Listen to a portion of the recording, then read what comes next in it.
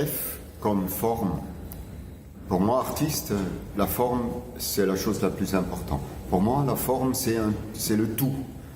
Je constitue, moi, un champ de forme et de force. C'est-à-dire, ma forme est aussi ma force. Qu'est-ce qui est constitué dans mon champ de forme? C'est à la fois amour, philosophie, politique et esthétique.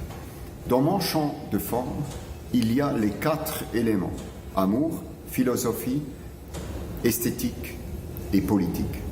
Je choisis ces 4 éléments pour justement dire que, par exemple, l'esthétique, ce n'est pas quelque chose à part, c'est une partie de la forme. La philosophie, c'est pas quelque chose à part, c'est une partie de mon champ de forme. Pareil pour la politique, pareil pour l'amour. Moi, dans mon travail, je veux toucher toujours tous les 4 éléments de mon champ de forme et de force. Toujours, je veux qu'il y ait l'amour, la philosophie, la politique et l'esthétique touchés.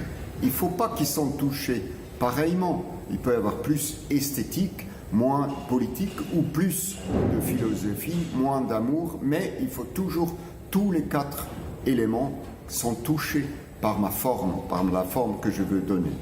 C'est important pour moi de aussi décider, dans ce champ de forme et de force, qu'il y a 2 éléments qui sont plutôt, qu'on peut dire, des éléments positifs, comme par exemple amour et philosophie, tout le monde en est d'accord, ou de dire il y a 2 autres, esthétique et politique, qui sont plus problématiques et plus conflictuels. Et c'est pour ça que je les ai choisis.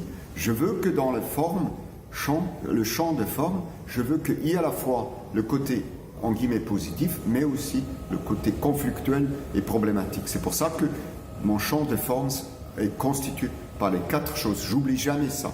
Donc il ne s'agit pas de séparer forme et contenu, par exemple. Non, la forme c'est un tout, constitué par amour, philosophie, politique et esthétique.